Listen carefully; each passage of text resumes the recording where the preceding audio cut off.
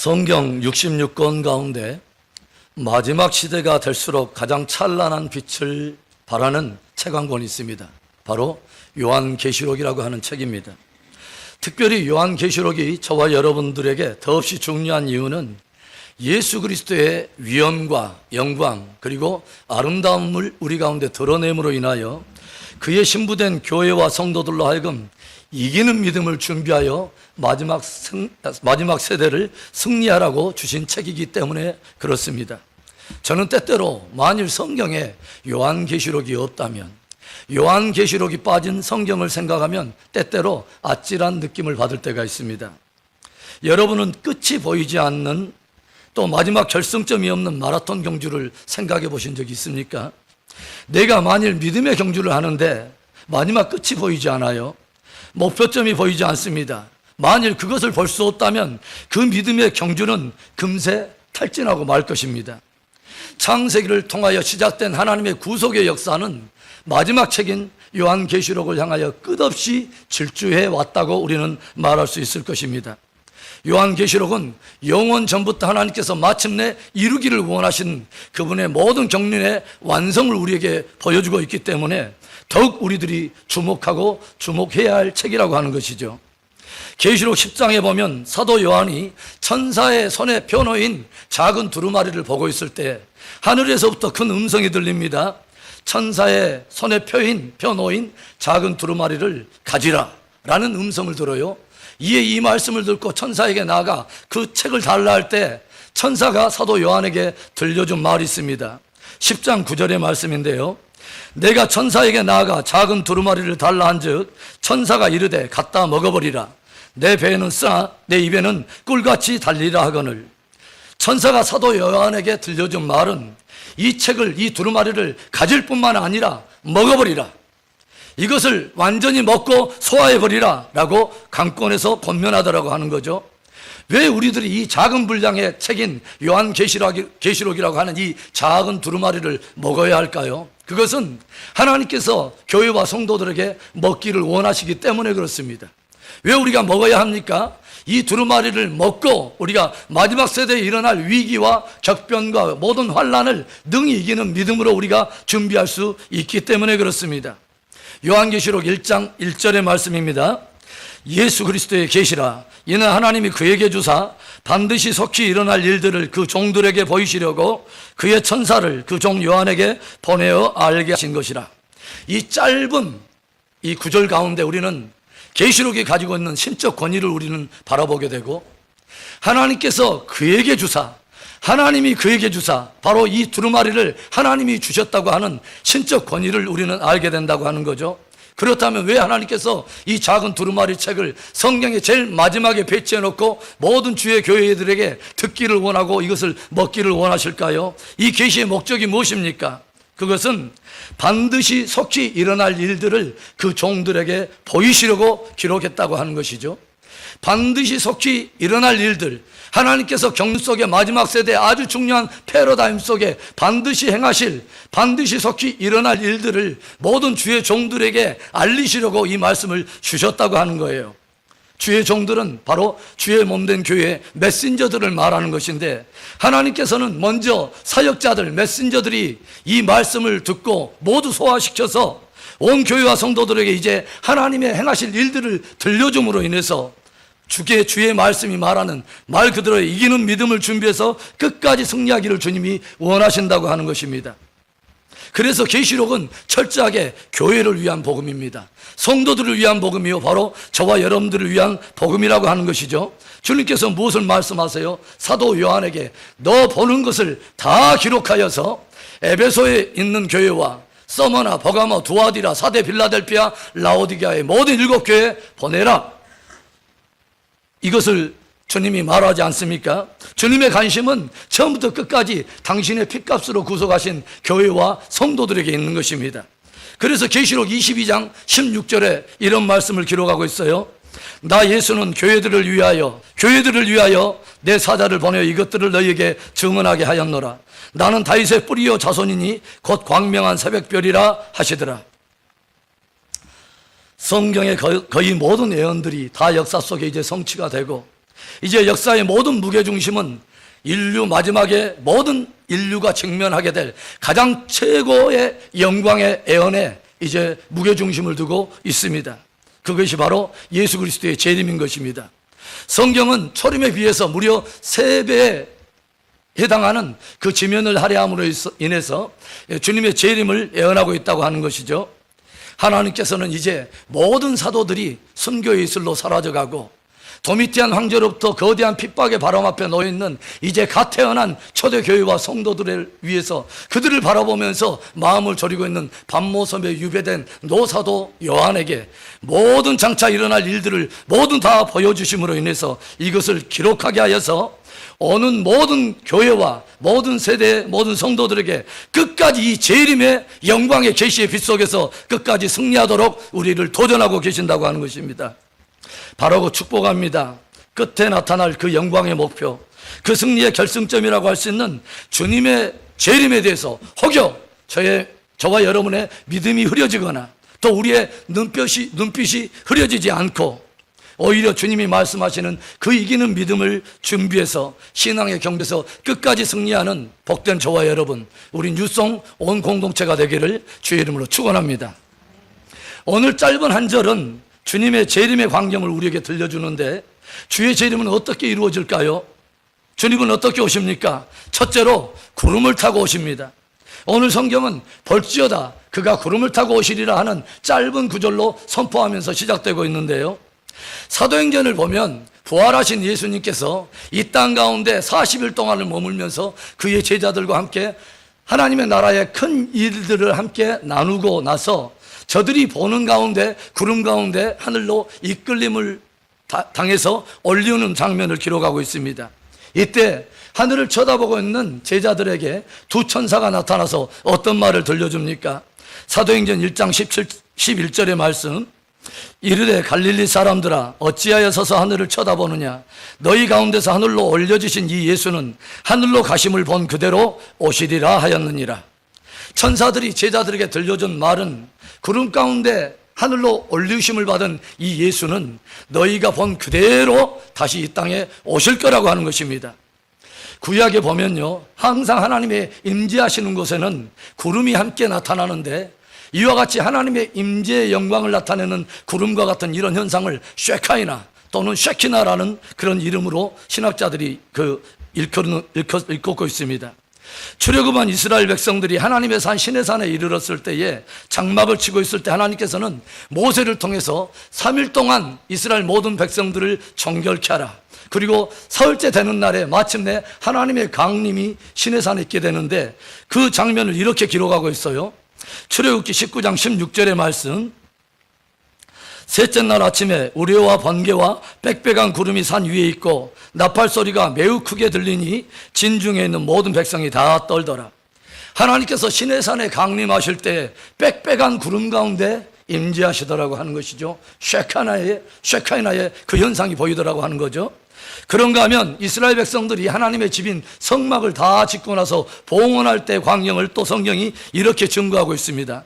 출애굽기 40장 34절과 35절의 말씀, 구름이 회막에 덮이고 여호와의 영광이 성막에 충만하며 모세가 회막에 들어갈 수 없었으니 이는 구름이 회막 위에 덮이고 여호와의 영광이 성막에 충만함이었으며, 하나님의 집인 성막이 다 완성되고 봉헌할 때 모세가 하나님의 집인 성막에 들어가려고 하는데 들어갈 수가 없다라고 하는 거죠. 왜냐하면 빽빽한 구름이 성막 안에 가득하고 여호와의 영광이 충만함으로 인해서 감히 그 경외함과 떨림으로 인해서 그 안에 들어갈 수가 없다라고 하는 것입니다. 한 구절만 우리 더 보겠습니다. 다니엘서 7장 13절과 14절의 말씀인데요, 우리 함께 읽어볼까요? 내가 또 밤 환상 중에 보니 인자 같은 이가 하늘 구름을 타고 와서 옛적부터 항상 계신 이에게 나아가 그 앞으로 인도되매 그에게 권세와 영광과 나라를 주고 모든 백성과 나라들과 다른 언어를 말하는 모든 자들이 그를 섬기게 하였으니 그의 권세는 소멸되지 아니하는 영원한 권세요 그의 나라는 멸망하지 아니할 것이니라. 다니엘이 무엇을 보았습니까? 하늘 구름을 타고 세세토록 보좌에 나가는 인자와 같은 일을 보고 있는데, 그가 구름을 타고 옛적부터 계신 이에게 나가서 무엇을 받습니까? 열방과 나라와 족속, 모든 방언 가운데 있는 모든 세대, 모든 사람들을 통치할 통치 권세를 인자가 받는 것을 우리가 다니엘이 보지 않습니까? 하나님께로부터 장차 되어질 모든 일들의 모든 영광을 다 본 요한이 주님의 재림의 광경에 그 영광을 선포하면서 우리에게 들려주는 말은 볼지어다 그가 구름을 타고 오시리라 하는 말씀이었습니다. 그 말의 깊은 의미가 무엇을 말하는 것일까요? 초림은 이 땅 가운데 육체를 입고 오셔서 십자가를 통해서 구속을 이루신 예수님의 인성의 무게를 싣고 있는 반면에, 재림은 이제는 온 하늘과 땅을 진동하시며 하나님의 영광으로서 쉐카이나 하나님의 영광으로서 구름을 타고 임하실 것을 선포하면서 예수님의 신성의 무게를 두고 있다고 하는 것이죠. 초림의 고난을 당하시고 십자가를 지시고 죽임을 당하신 그 예수님이 아니라 이제는 하늘과 땅의 모든 영광을 지신 왕 중의 왕, 심판의 주로 이 땅 가운데 오실 것이라고 하는 것입니다. 그래서 초림 때에 예수님께서 예루살렘에 들어가실 때에 초라한 나귀를 타고 수많은 종려나무를 흔들어 대는 사람들 사이에 홀로 입성하시던 초림의 어떤 그 주님과는 전혀 다르게 재림의 주님은 하늘 군대를 거느리시고 당신의 모든 영광으로 하늘과 땅을 진동하시며 땅의 임금들의 머리로서 왕의 대관식에 그 자리에 임하시게 된다고 하는 것입니다. 요한계시록 19장을 보면 주님이 이 땅에 강림하시는 지상 강림의 장면을 이렇게 묘사하고 있어요. 11절에 또 내가 하늘이 열린 것을 보니 보라 백마와 그것을 탄 자가 있으니 그 이름은 충신과 진실이라. 그가 공의로 심판하며 싸우더라. 계속해서 14절부터 16절의 말씀, 하늘에 있는 군대들이 희고 깨끗한 세마포 옷을 입고 백마를 타고 그를 따르더라.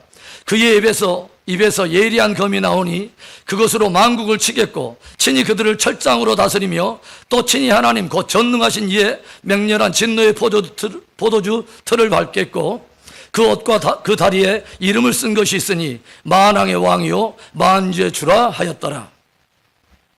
이 땅의 거센 핍박과 환란의 바람 앞에 놓여있는 초대교회와 성도들에게, 그리고 내일을 알 수 없는 역사의 짙은 어둠을 지나는 교회와 성도들에게 반모섬에 있는 노사도 요한을 통해서 들려주는 강력한 복음이 있었습니다. 그것은 볼지어다 그가 구름을 타고 오시리라 하는 심판주의 영이요 또 왕의 왕으로서 이 땅 가운데 오시는 하나님의 영광으로 오시는 예수 그리스도의 재림에 대한 복음이었습니다. 사랑하는 성도 여러분, 예수님께서 이 땅에 다시 오십니다. 그런데 그분은 구름을 타고 오십니다. 십자가를 통해서 모든 구속을 성취하신 예수님은 이제 하늘과 땅의 통치자요 심판주로서 이 땅 가운데 쉐카이나 하나님의 영광으로 오심을 믿을 수 있기를 주의 이름으로 축복합니다. 주님의 재림은 어떻게 이루어질까요? 또 주님은 어떻게 오십니까? 둘째로 전 지구적으로 공개적으로 오십니다. 하나님께로부터 반드시 속히 될 모든 일들을 본 사도 요한이 볼지어다 구름을 타고 오시리라 하는 이 말에 이어지는 말로 어떤 말을 우리에게 들려주냐면, 각 사람의 눈이 그를 보겠고 그를 찌른 자들도 볼 것이요 라는 말을 들려줍니다. 무슨 말이에요? 예수님의 재림은 모든 사람들이 다 볼 수 있도록, 각인의 눈이 그를 볼 수 있도록, 찌른 자들이 볼 수 있도록 공개적으로 온 지구적인 사건으로서 일어날 것이라고 하는 거죠. 예수님의 재림은 초림의 주님처럼 베들레헴 마구간에 은밀히 오시는 것이 아니라 모든 각인의 눈이 그를 바라볼 수 있도록 전 지구적으로 공개적으로 오신다고 하는 것입니다. 그래서 모든 인생들이 이 땅을 살아가면서 반드시 반응해야 될 가장 중요한 일이 무엇이냐면 예수 그리스도와 그의 복음에 대해서 반응하는 것입니다. 이 땅을 살아가면서 예수 그리스도를 어떤 눈빛으로 바라보느냐, 어떤 눈빛으로 그를 따르는가가 그날에 임재하실 주님의 재림, 주님을 바라보는 우리들의 눈빛을 결정하게 될 것입니다. 예수님의 모든 영광이 밝히 드러나는 그날에, 전 지구적으로 공개적으로 드러나는 그날에 주님의 영광만 드러나는 것이 아니라 주와 및 복음을 위해서 수고하며 진력하고 또 역경과 핍박과 고난을 감당했던 모든 교회와 성도들의 영광도 함께 드러날 것을 성경이 증거하고 있다고 하는 거죠. 계시록 22장 11절과 12절의 말씀 함께 읽어봅니다. 불의를 행하는 자는 그대로 불의를 행하고 더러운 자는 그대로 더럽고 의로운 자는 그대로 의를 행하고 거룩한 자는 그대로 거룩하게 하라. 보라, 내가 속히 오리니 내가 줄 상이 내게 있어 각 사람에게 그가 행한 대로 갚아주리라. 모든 사람들이 각기 신념대로 자기의 깨닫는 대로 이무대로 행하면서 불의를 행할 자는 계속 불의를 행하고 더럽게 사는 자는 계속 더럽게 살고 거룩을 추구하는 자는 다 거룩을 추구하면서 사는 일이 있겠지만 바로 주님이 오시는 그가 속히 오는 날에는 각 사람이 행한 대로 갚아주리라. 내가 줄 상이 있어서 그날에는 나의 영광만이 드러나는 것이 아니라 나와 미 복음을 위해서 수고하고 진력했던 주의 몸된 교회들과 성도들의 영광도 더불어서 드러나게 되리라. 주님이 축복하고 계신다고 하는 것입니다. 그날에 주님의 재림을 바라보면서 믿음의 보상들이 주어지는 영광의 사람들이 있게 될 것입니다. 그런데 또 사도 요한은 이어서 그를 찌른 자들도 볼 것이요 라는 그런 의미 있는 말을 들려줘요. 문자적으로 예수님을 찌른 자들이 주님의 영광을 볼 것을 의미하기도 하지만 유추해 보면 주와 및 복음을 거부하며 대적한 사람들의 모든 눈도 그날에 재림의 영광을 보게 될 거라고 하는 것이죠. 오늘 짧은 한 절 속에 무려 3번이나 등장하는 단어가 있습니다. 바로 본다라고 하는 단어입니다. 볼지어다, 보겠고, 볼 것이요.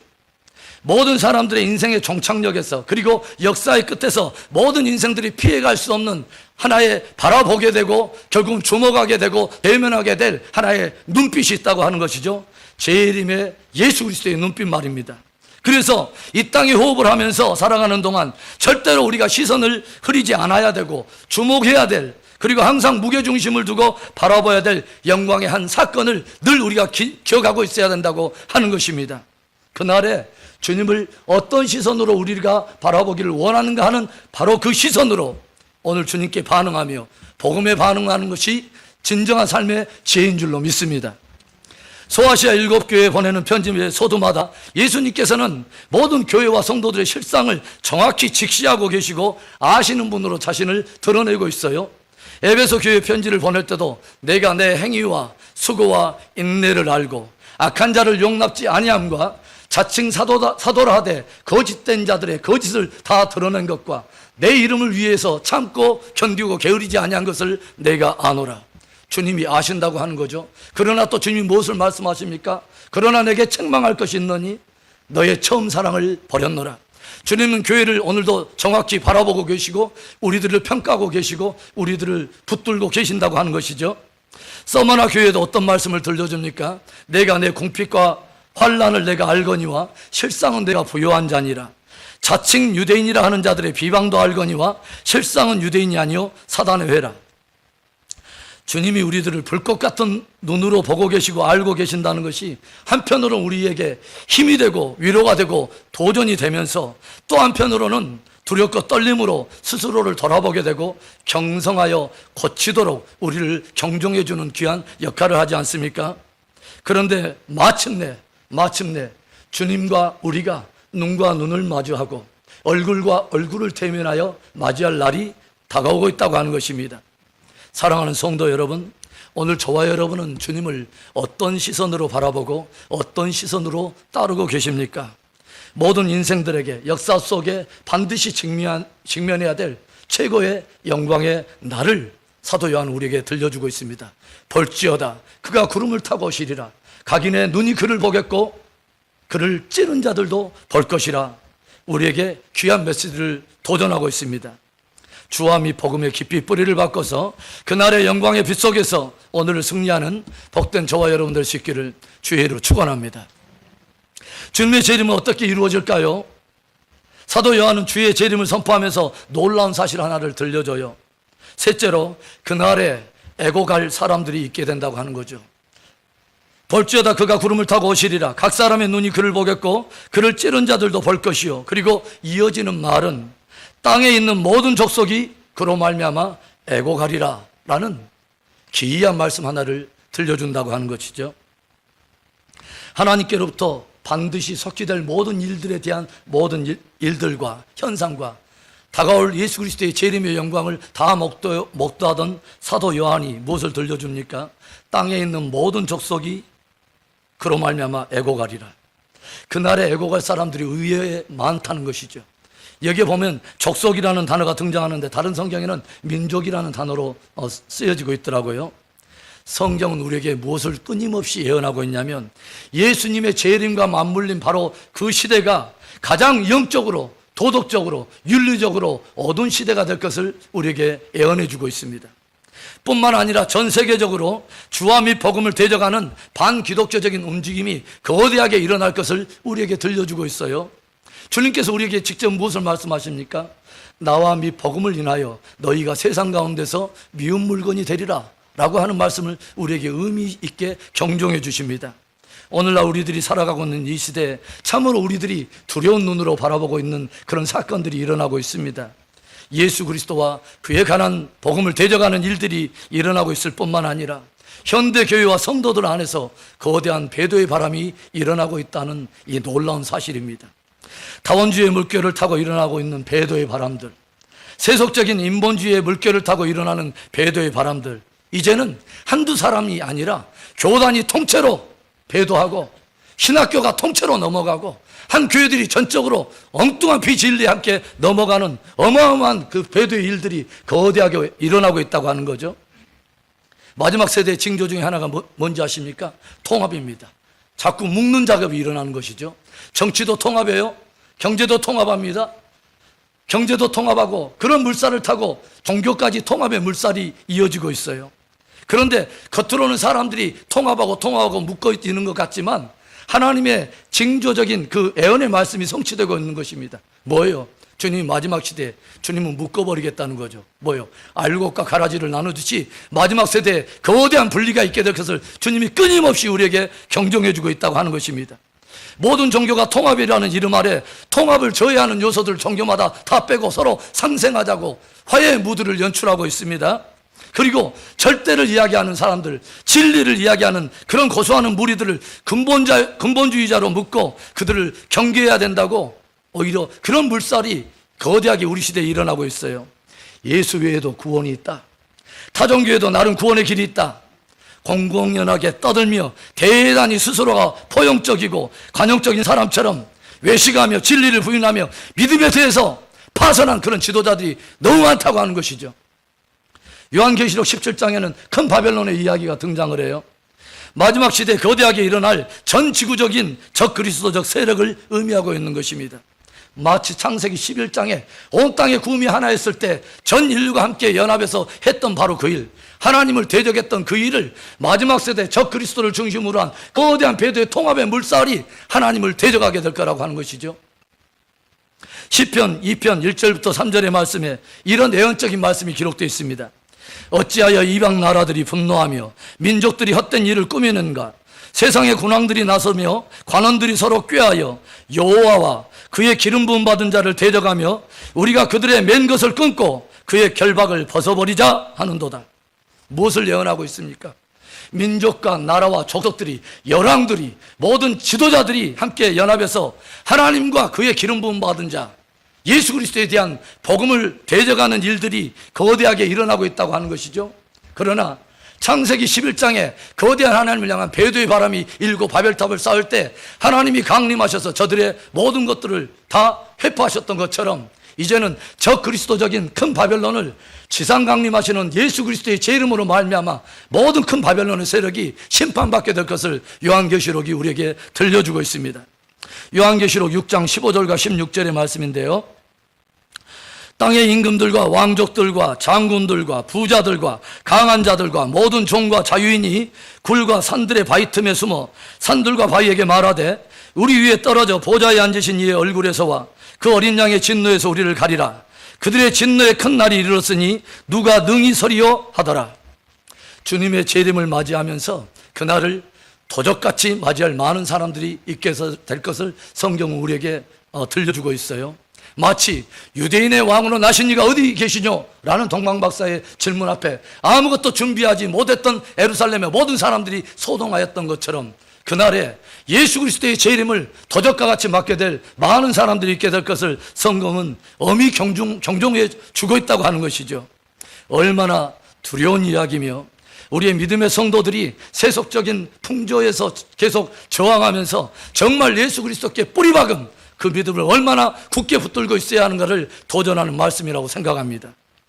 기독교 역사를 뒤돌아볼 때 항상 시대마다 참된 교회, 참된 성도들이 붙들고 있는 최고의 영광의 복음은 재림의 복음이었습니다. 우리나라가 일제의 어두운 역사의 터널을 지나가고 있을 때 6.25 동란으로 말미암아서 복음이 휘청거릴 때 그때도 참교회, 참성도들은 오직 하나의 복음에 모든 것을 걸었습니다. 예수 그리스도께서 다시 오신다고 하시는 거죠. 그날에 주님의 영광과 더불어 있게 될 성도들의 영광을 확신하면서 믿음을 지켜낸 것입니다. 일제시대의 신사참배를 거부하며 순교의 이슬을 마셨던 수많은 주의 종들과 성도들이 불렀던 노래 가운데 주님 고대가라고 하는 그런 찬송이 있어요. 손양원 목사님이 지은 그 찬양인데 일부 가사가 이렇습니다. 먼 하늘 이상한 구름만 떠도 행여나 내 주님 오시는가 해 머리 들고 멀리 멀리 바라보는 마음 오 주여 언제나 오시렵니까? 고적하고 쓸쓸한 빈들판에서 희미한 등불을 밝혀놓고 오실 줄만 고대하고 기다려오니 오 주여 언제나 오시렵니까? 제가 설교를 준비하면서 과연 현대교회와 성도들 안에는 주님의 재림이 얼마나 기대되고 정말 갈망하고 있을까라는 씁쓸한 생각을 많이 해보게 됩니다. 내 안에는 정말 주님의 재림을 그렇게 사모하고 있는가? 그 수많은 주의 종들이 어두운 역사의 터널을 지나갈 때 최고의 영광으로 복음으로 가졌던 재림에 대한 그 복음, 그 갈망이 정말 내 안에 있는가를 깊이 한번 생각하면서 참으로 마음으로 많이 울게 됩니다. 오늘 짧은 구절은요, 짧은 한 구절은 그러하리라 아멘이라는 짧은 두 개의 단어로 끝을 맺고 있습니다. 아멘이라고 하는 뜻은 그렇게 되기를, 그렇게 되리라 하는 신앙의 강력한 동의를 담은 바로 고백인 것이죠. 그러니까 그러하리라 아멘은 아멘의 두 번 고백인 것이죠. 아멘, 아멘. 누가 고백을 하는 것이냐면 사도 요한이 하나님께서 장차 일으키실 반드시 속히 될 모든 것들을 보고 재림의 영광의 주를 보고 그날에 있게 될 거대한 분리를 보고서 주님께서 보여준 모든 일에 대해서 그러하리라 아멘, 아멘, 아멘. 여러분, 주님이 다시 이 땅 가운데 오십니다. 저와 여러분 안에 이 사도 요한이 보았던 동일한 시선으로 주의 영광을 보고 동일한 무게로 바라보며 동일한 우리의 믿음을 실어서 이 고백을 할 수 있기를 바라요. 그러하리라 아멘. 사랑하는 성도 여러분, 저는 저와 여러분들이 요한계시록의 시대에 들어와 있다고 감히 확신합니다. 이제 역사에도 봄이 지나고 여름과 가을이 지나고 마지막 성경이 말하는 역사의 겨울을 알리는 매서운 바람이 거대하게 일고 있는 것을 우리는 보고 살아가는 사람들입니다. 그 말은 이제 저와 여러분들이 신앙과 삶의 무게중심을 어디에 두어야 하는가? 성경이 말하는 마지막 최고의 애언, 최고의 영광의 애언, 참된 교회와 성도들을 붙들고 마침내 거기까지 달려오게 했던 마지막의 결승점의 최고의 그 애언, 주님이 다시 오신다고 하는 재림의 복음에 우리의 모든 삶의 무게를 맞추고 그 재림의 빛 속에서 오늘 살아가는 지혜가 있어야 될 줄로 믿습니다. 그날의 재림의 영광의 빛 속에서 하루하루 믿음으로 승리해가는 진짜 복된 성도, 진짜 복된 우리의 공동체 되기를 주의 이름으로 축원합니다. 기도하겠습니다.